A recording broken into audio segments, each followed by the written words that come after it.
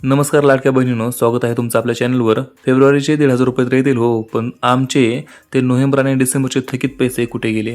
कोण देणार? ते पैसे कोण देणार? हा प्रश्न तुमच्याही मनात घोळ घालतोय का? असं कसं चालेल? हिशोब तर चुकता झालाच पाहिजे ना. म्हणजे जर तुम्हालाही वाटत असेल की यावेळी तुम्हाला फक्त 4,500 म्हणजे 4,500 रुपये किंवा 3,000 रुपये मिळतील, तर थोडं थांबा.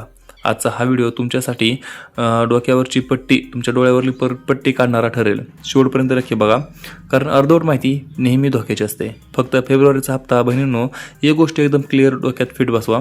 या वेळच्या वाटपात तुम्हाला फक्त आणि फक्त फेब्रुवारी महिन्याचे 1,500 रुपयेच दिले जाणार आहेत.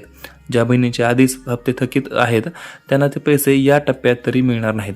पात्रतेचे कडक नियम. आता हे नियम काय आहेत तर 1,500 रुपये कोणाला मिळतील यासाठी 3 महत्त्वाच्या अटी आहेत. बँकेची KYC पूर्ण पाहिजे. म्हणजे मित्रांनो, नाहीतर बँकेत जाऊन फक्त मॅनेजरला नमस्कार करून चालणार नाही. कागदपत्र द्यावी लागतील. बँक खात्याला Aadhaar card link, DBT direct beneficial transfer active झाले पाहिजे. सर्वात महत्त्वाचे म्हणजे ज्यांना जानेवारी महिन्याचा हप्ता मिळाला आहे त्यांनाच हा फेब्रुवारीचा हप्ता बिना अडथळा मिळणार आहे. मित्रांनो, वितरणाची वेळ, हे पैसे कधी येणार तर आजपासून ही प्रक्रिया सुरू झाली आहे. 31 मार्च किंवा जास्तीत जास्त 1 एप्रिलपर्यंत तुमच्या खात्यामध्ये हे पैसे जमा करण्याचे सरकारचे उद्दिष्ट आहे. तुमची DBT ॲक्टिव्ह आहे का हे कसं चेक करायचं, तर यावर व्हिडिओ हवा असेल तर आता चॅनलला सबस्क्राईब करा आणि कमेंटमध्ये DBT असेल लिहा. मी त्यावरती देखील एक व्हिडिओ चांगला बनवेल. तर मित्रांनो, आजच्या व्हिडिओमध्ये फक्त एवढंच. आपण भेटूया पुढच्या व्हिडिओमध्ये. तोपर्यंत जय हिंद, जय महाराष्ट्र.